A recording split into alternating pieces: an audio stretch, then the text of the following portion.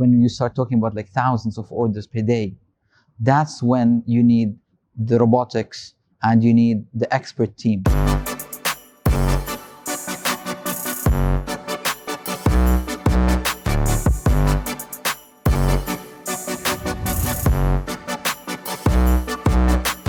Our team will receive the orders online. The robots will go and pick. The clients who don't have assets, you providing for them. Exactly. And it's put by Light.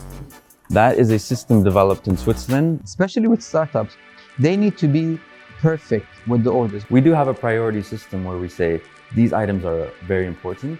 Please keep it up top. People still like to touch and feel clothing, see the quality, try it on. Big corporation wants to have a presence in this region. A lot of e-commerce, especially in fashion, is influencer-based marketing, and it's huge.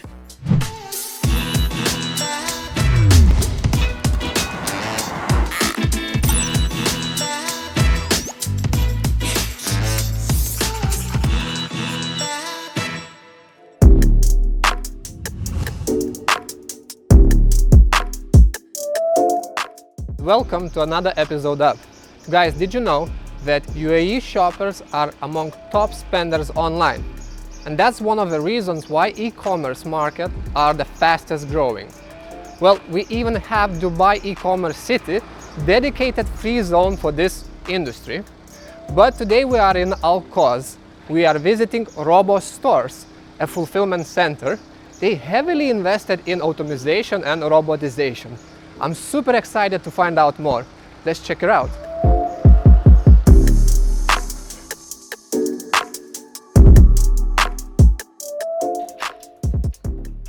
Hey guys. Hi. Hi Elias. Nice to meet you. Evan, Yes. welcome to RoboStores. Thank you for having me. I'm looking forward to see what you guys build. Yeah, we're excited to show you around, to see RoboStores, our fulfillment center, the robots, as well as all the teams that make up RoboStores. Okay, let's have a tour. Please, Let's do welcome. I'll join you once you're done, guys. Okay, sure. Sounds Please. good.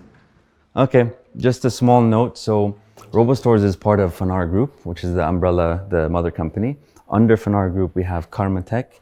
Karmatech is a 10-man IT team that supports RoboStores.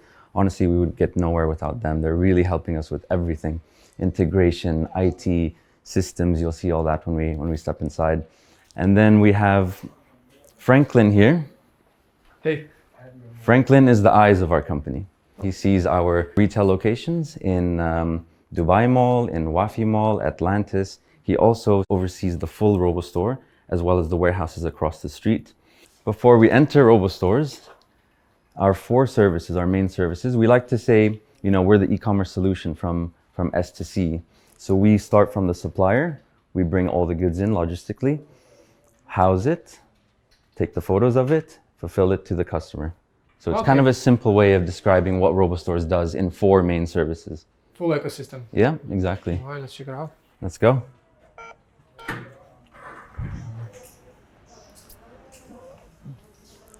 Hey guys. Hello. So we have a full in-house built studio, full studio team. Now, the clients we deal with might want their item shot on a mannequin, they might want it shot on a model, they might want it shot on the wall, on the floor. So we really have to cater to the client's needs. In this case, the client is asking for shots on a mannequin. We got these really cool special mannequins. You can take apart the pieces. It just makes it so easy to shoot rather than trying to fit it on a traditional mannequin. It's like modular. As you can see, she's removing the tops. Yeah. And it just makes it so much faster, so much easier. So if you want to come here, we have our cropping station here. And as the items are shopped, each client wants a different size photo. So we need to take into consideration the website of the client and how they want their item shot. The editing actually starts over there. I'll show you. We have 3 retouchers. Now they're all working on something different at the moment. You can see Hewer's working on a model shot. So this client wants their item shot on a model without showing the eyes. So he will crop the eyes out and he will start doing the retouching. Clients are sometimes picky about how much retouching they want done. They might not want a small crease. Yeah. They might want, no hair, no moles to show. Some clients are like natural, More raw a quick, kind of yeah, look. exactly, a raw look. All right. This is a mannequin retouch right now at the moment. So you can see they removed the mannequin. Yeah, oh yeah, totally. Yeah, so you have to remove the mannequin. You can see the legs there, and then as you remove it, we clean up the background. And then the team will also get sometimes creative designs to do. So Kind of lifestyle. yeah, look. they'll come in and they'll put like folded shirts, as you can see here, or one. Sometimes they'll add like smoke or water, whatever kind of effect they want to add to the photos, and we do that as well. The studio caters to all types of e-commerce needs, all types of e-commerce shots, and full like working, super hard working team, very professional, and we've done a really good job so far with it. I do understand from our video production as well. Post-production is the bet. most time consuming. Definitely, yeah. So The clients who don't have assets, you providing for them. exactly. Okay, exactly. so you're just sending the box, that's it. Exactly. Deal with it. Exactly. So the natural flow, the items will come to RoboStores. We will immediately bring it into the studio, shoot the items how they want. We do need a session to understand how they want the items to be style. on their website, exactly. Then goes straight to the robots or in storage, ready to be fulfilled. Right. And that's the next part we'll Let's see. see robots. Let's do it. I want to see that. Yeah. So as you can see, we have boxes and shoes and t-shirts and all that stuff everywhere. It's traditional warehousing at the moment. All of our products are labeled with a special RFID label, which just simplifies things. It takes a little bit more time to fulfill because no one can beat the robots, how fast they are and how accurate. I worked in the past in Amazon and ASOS. Okay, So yeah. I'm aware of these Nice, like, nice, yeah. picking, you know, packing, receiving and stuff. So Exactly, it's yeah. interesting, yeah. It's interesting to Yeah. see how things changing now. Exactly, and there's a lot that goes behind the scenes for, you know, an e-commerce and fulfillment and warehousing world that you would know, and, you know, me being in the industry would know. Yeah. Yeah. All right. Nice, we'll continue on. This whole white box is our RoboStore. All right. Now, yeah. all the space. yeah, you can't really see much of what it is because all the action's done on top, which we'll have a look in a bit. But these two stations here are our picking and put away stations. So we have 4 stations, 2 over here, 2 on the other side, and we utilize them how we want. So we can have them as picking, which means pulling items out, or put away, putting items in. Jarek is doing put away. Jarek is putting away Hi, some lovely cosmetic items. And before he puts the items away, So it means put away, you storing. we store it, Okay. yeah. So that's the term that we use, so put away. And it's put by light. That is a system developed in Switzerland that comes with the RoboStore that tells us where to put each item. Now, before Jarek decides on how to put the items in, he will have to physically see what are his items. Are they small? Are they large? Are they many of the same SKU? He gets an empty bin. So this is the size of the bin. Okay. And he will manually determine, how do I want to separate the bin? So he make a decision. He has to do that decision. Partition in 2, 4, 5, Exactly, 6, something. Yeah. exactly. So we will, what do you want to do for this one? 16, so he chose 16. Okay, small item. Exactly. He'll put the separators in there. And then this light will direct him to which bin to put the first item. So it's saying top left, 1, 1. So he will scan, and each compartment needs to have a separate SKU. So all of these can go into one SKU, all of these into a separate one. We can't mix in the same compartment. Okay. But that's the reason we separate the bins for. All right, so this kind of technology guides It guides, him exactly. where to put item in. Exactly, and it's the same thing for picking, which I'll show you. So Jarek will scan the first item. And it's telling him to put 10 pieces into the top left. Okay. He double checks Pieces, yeah. that, make sure that the light is showing there, one step of verification, second there, and then on to the next item. All right, and the light moves up. Exactly, so it moved to the one under it. Now the light is more important when picking the items. So as I can show you over here, Yep. we have the picking. This is Coco. Coco is our Hi, Coco. picking right now. He is picking, it looks like one item. The light will shine on which item to pick. So there it kind of goes in order, but when you're picking, you know, there's different items, different compartments. One's first level of verification is to pick that one. He'll take it. Actually, choose the wrong item. System's gonna stop you. So the second level of verification is the scanning. Okay, it's wrong. It means Exactly. Pick So where then the he'll light pick is shining. exactly, yeah. So he'll pick that one. If the studio team is done with the item, we would have a photo there as a third level of verification. Oh, got it. So But he can it's- clarify. Yeah, but it's super important to pick the right item, because if you send the wrong item to the customer in the US, or for example, he will be unhappy. You bear the cost of bringing the item back, and it's just a mess. Return cost. Exactly. So it's really it's one of our like main focus points is to pick the right item. Yeah, I think it's such a nice idea. Like it gives guidance and I don't know, increase the speed. 'Cause Yeah, to yeah, In definitely. the past, you know, you like you said, taking, scanning. Was my experience. Taking, scan, wrong. Exactly. Here, like just Exactly. pick here. That's it. Done. Exactly. Let's say the same bin has hundreds of items and it's placed on a traditional rack. To find that one item is going to take time. Yeah. Where here it's just immediate. You know exactly what, and if you do make a mistake, the system will kind of stop you. So they're pretty smart. The system's smart. And Yeah. then box just going to The their box storage. goes back in, and we don't even decide where the box goes. We just say in, which is the next thing I'll show you. One more thing, actually, the packaging. So each client will have a different way of packaging their item. Kind of like the studio, they all have different requirements for how they want their photos. They all have different requirements for their The packaging. branding as well. The branding, some people want biodegradable packaging, some people want some marketing materials. So we'll do an example of this. This is Beehive collection. Okay, so this is our Beehive shop. One customer ordered a couple items. They will wrap it in some wrapping paper brought to us by the brand. So let's say if the item are from different brand, you would use different paper or packaging. Yeah, so it depends really on the client. This particular client has all their brands under one name, Yeah. which is Beemores. MaisonBeemore.com is the website, and they will package the item how they want. So we need at least a day to really understand how each client wants their packaging. Some want like special tape. This client uses a special e-commerce tape.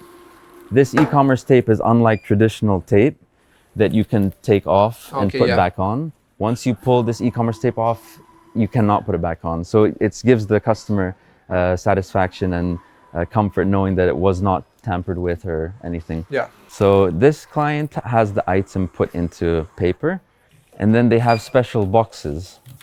All the packaging is done here, and then we put it on our packaging dispatch area, where our network of partners will come in to deliver the items, whether it's DHL or FedEx or a local company to deliver it, depending on the client's needs. Another small thing, they might promise their customers 4-hour delivery or next day. Yes. So we need to figure out this client uses this carrier or this, and it's all done system-wise, but it's kind of little intricacies that belong to each client. So this particular one uses DHL. The item will go inside the box.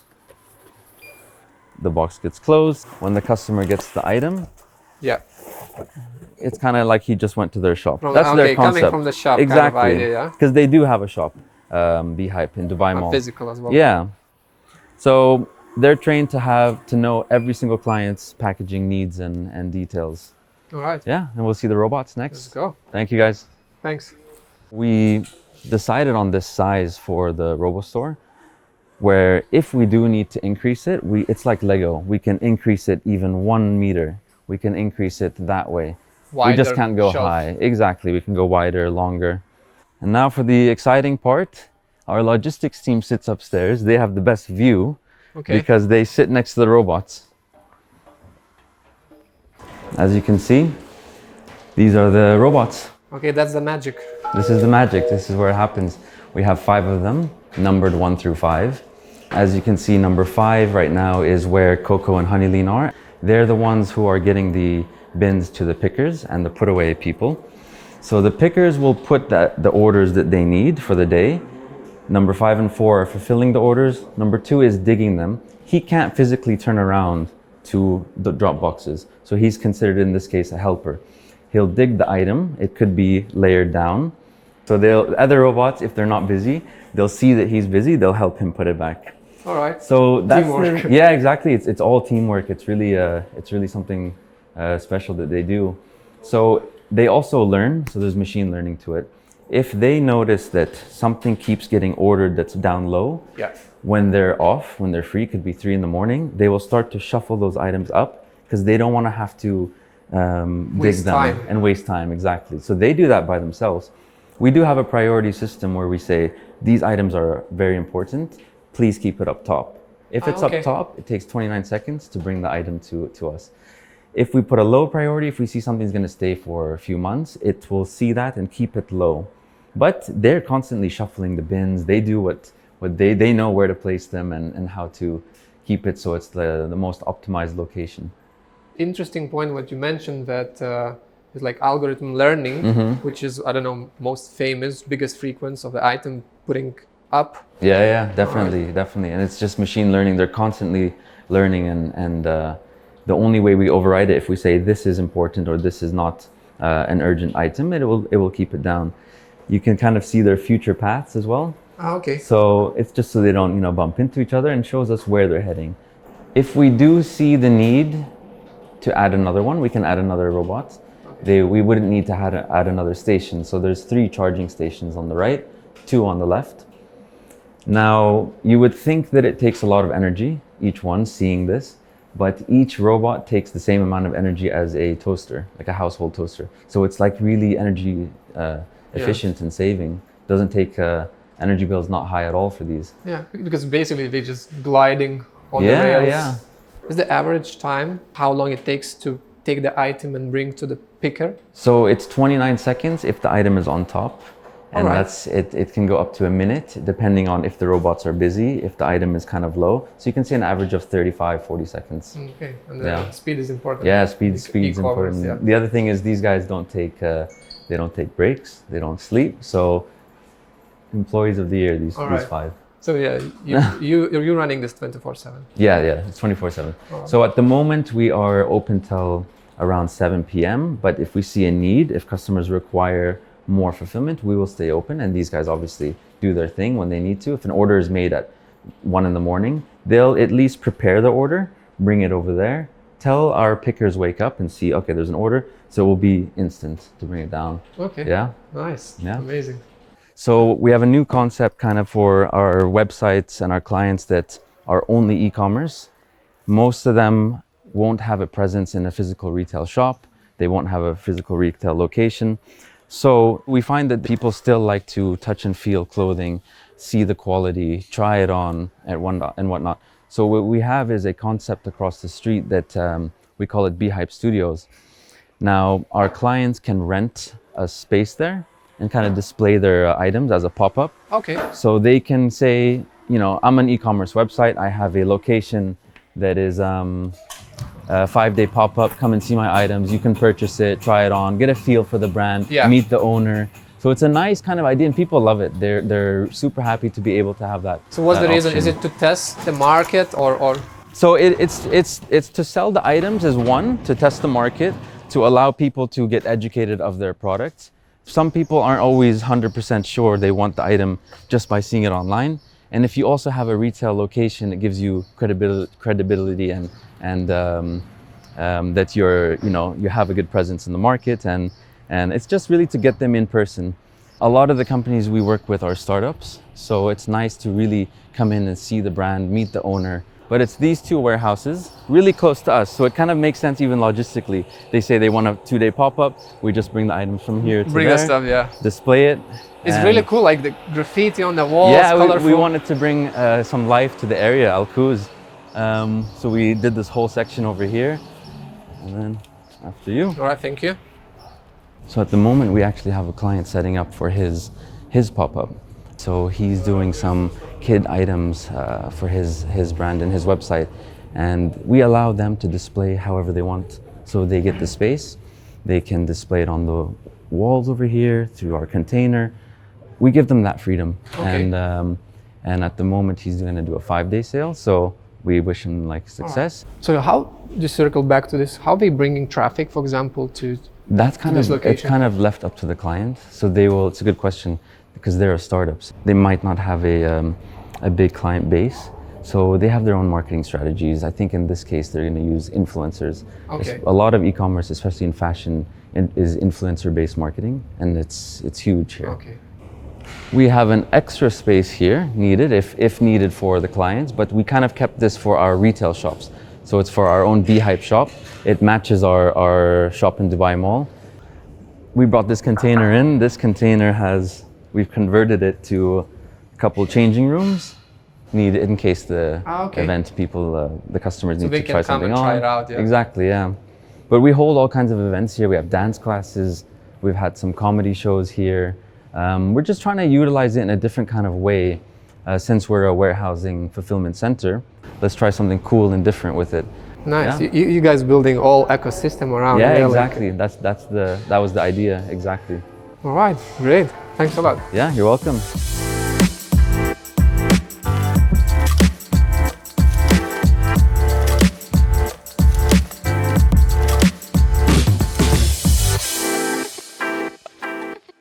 All right, Elias, thank you for joining us. Welcome. And I think I will start with you. Like, would like to find out, what are you guys building here at the RoboStores? What's your vision?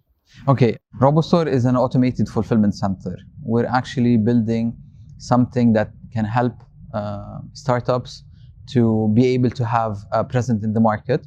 We're trying to build something that can help also big corporation that wants to come to the region to have a test without having to invest a lot in the market. RoboStore is a robotic fulfillment center that can receive your products or like any client's products. We help them with a lot in the customs, with the new VAT rules and regulations. We do all the storage and we help them in fulfillment to last mile deliveries. Okay. Yeah. If you would need to do the breakdown of your, let's say, ideal customers, what kind of customers are based here? We can have two kinds of customers. We can start with startups that have few products, a small number of SKUs. They want to have a presence online and sell online, but they don't want to invest in warehousing. They don't know or don't have the knowledge of custom duties and VAT regulations in the UAE. We can help them with that. So that's the first part of clients. It's like a startups with small quantities. Then we can say the other part is large corporations that don't have a presence in the region. GCC is one of the richest and have the ability to buy a lot of products. So big corporation wants to have a presence in this region. So what we can offer them is a present without have invest a lot in the region. Okay. So, yeah. And just to circle back to, you mentioned like you're gonna help with customs and everything, clearance. Yes. So it's not only local startups? So it can be a local startup, but their products are manufactured in outside. So if they have a factory in China, a factory in the US, in Europe, we can help them ship their products to the UAE. So that's the part of custom duties and VAT regulation that we help with. Oh, okay, yeah. Maybe question for Aziz. So robotic thing is like an investment comparing with, I don't know, labor cost. Do you guys count it? Like how long it takes till you're gonna kind of break it even with the fulfillment center? Yeah, it's a good question. So as you know now here in the region, especially this region, land is cheaper than Europe or the US. Labor is cheaper. Traditional warehousing, traditional fulfillment is used with, open warehouses, big space, cheaper labor. We decided to invest early into the future because we did see that this is the future. It might be a bit early to invest and to build what we did, but now we are the experts in the industry, in the region. We have the know-how. We've had now 2 years under our belt of experience. It does take some time to break even, but it definitely shorter time than you would think. Okay, so well, since we touched the base of the cost and everything, my question is, right now, is it cheaper for the customer to go for the standard labor kind of fulfillment center, or automated like with the robots and it's actually on par. We have less labor operating the system, whereas this system would need, without the robotic fulfillment center, we would need maybe I would say 20 to 30 employees doing the fulfillment, the manual fulfillment. Instead, we have 4 operators doing the fulfillment. So it's a heavy initial cost, but running costs of the system is less than a current fulfillment center. But from the customer side, for example? Customer side, they save from day one. So we built a network of partnerships from delivery, last mile delivery, incoming shipments. So using our network, and in our case, we started in 1985. We're a traditional fulfillment center since the 80s with the retail companies of our mother group. So we've been fulfilling for them, for the shops, for their website in the past few years. incoming items for our customers, they get automatic preferred rates. Because since 1985, we've been using DHL, FedEx, all these companies. We have such good preferred rates with our partnership that startups or whoever wants to partner with us utilize those rates. So initially, from the beginning, they're saving money with us. You first started internally with your needs, and then once you guys kind of sorted out, you moved to the customers providing that service. Exactly. So we're lucky that we have a couple of retail shops, the website. So we built the robotic warehouse in 2018. It took a year to build almost, and then a full year of testing with maisonbimore.com online and the shops. There's a B2B aspect of it as well. The shop might want some items for fulfillment to the location. So a year of testing the system with our internal company has been amazing. So now we've ironed out all the creases, opened up to clients in January 2020. All right. About technology itself, well, e-commerce is growing right now, and you guys invested in, is it the right way to say robotization or automation? Yeah, you could say automation, robotics, robotic fulfillment. The technology is from Switzerland.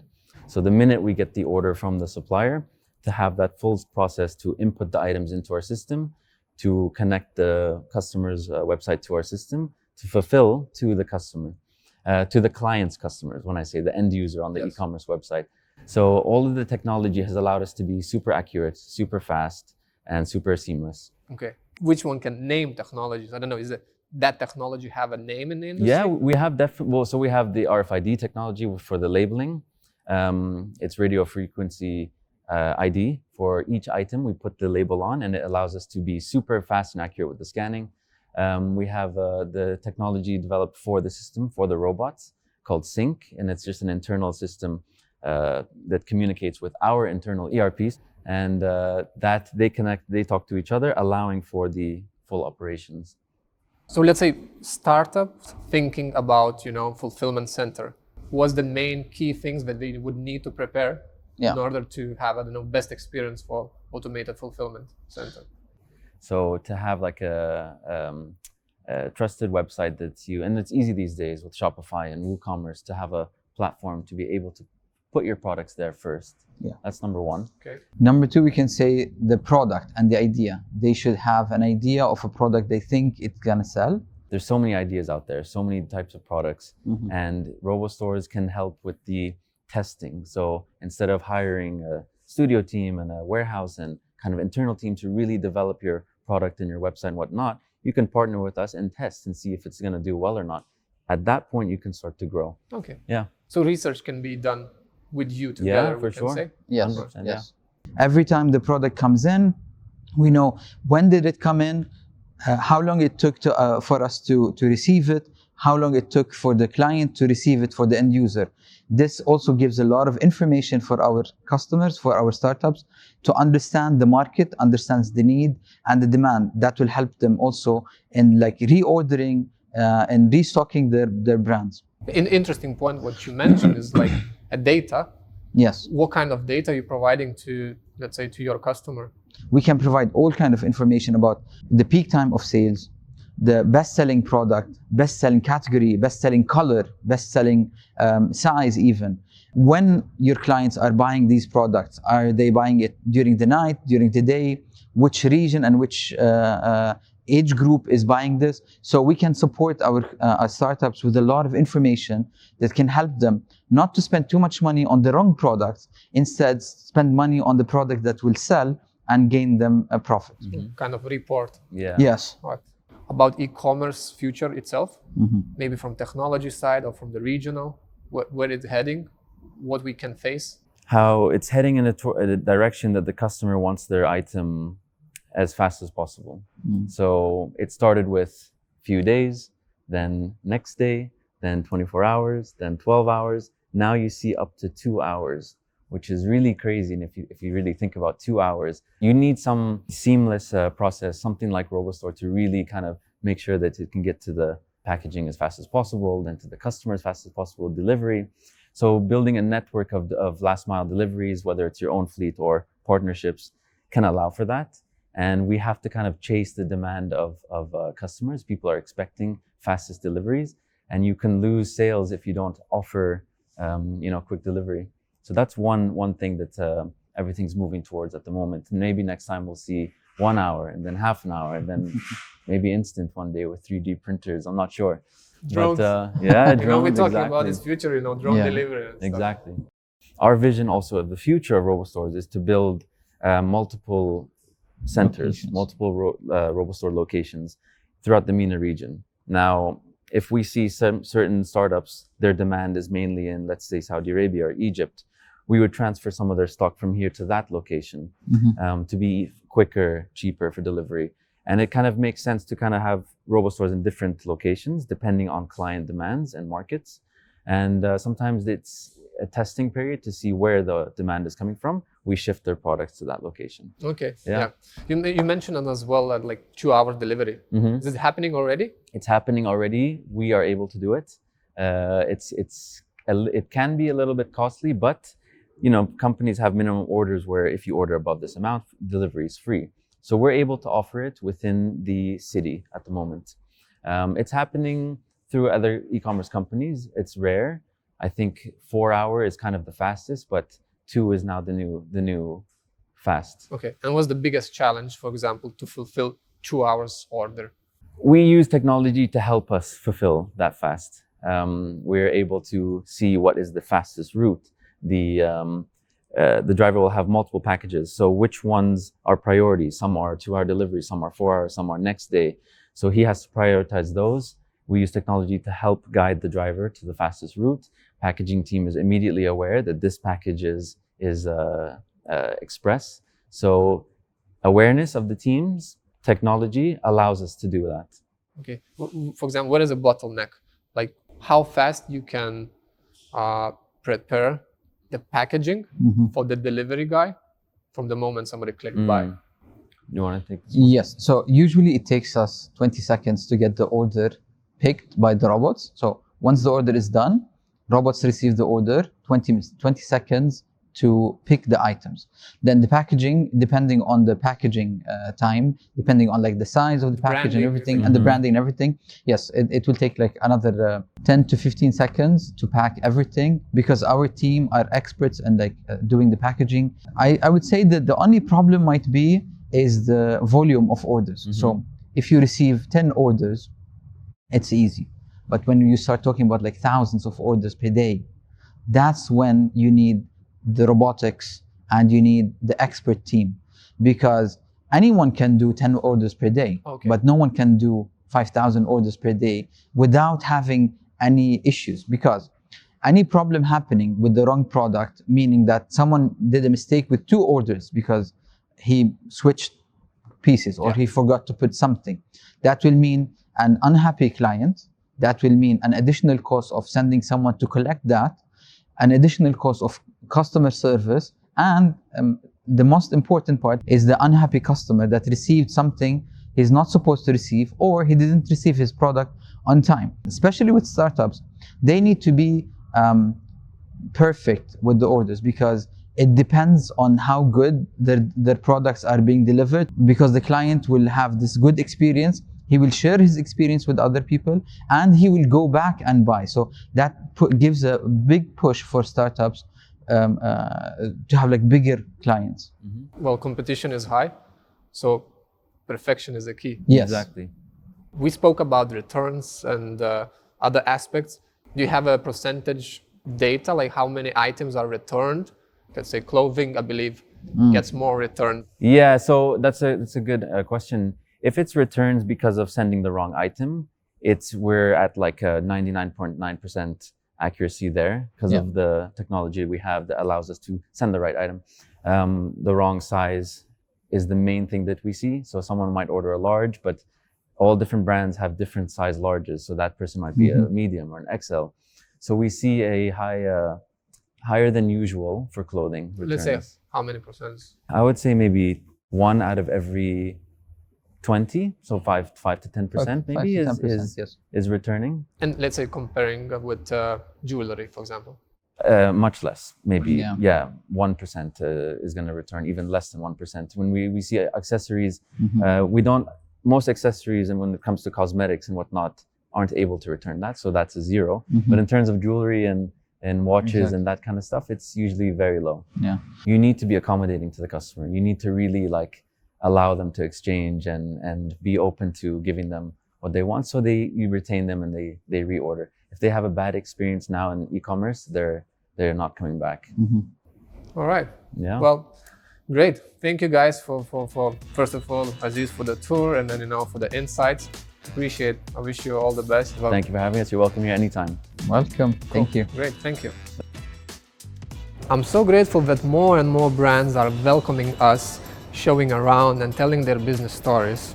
If you found this useful, feel free to share with your colleagues and leave a comment if you have something to say. Like and subscribe. It helps us to grow and produce more episodes about interesting business in UAE.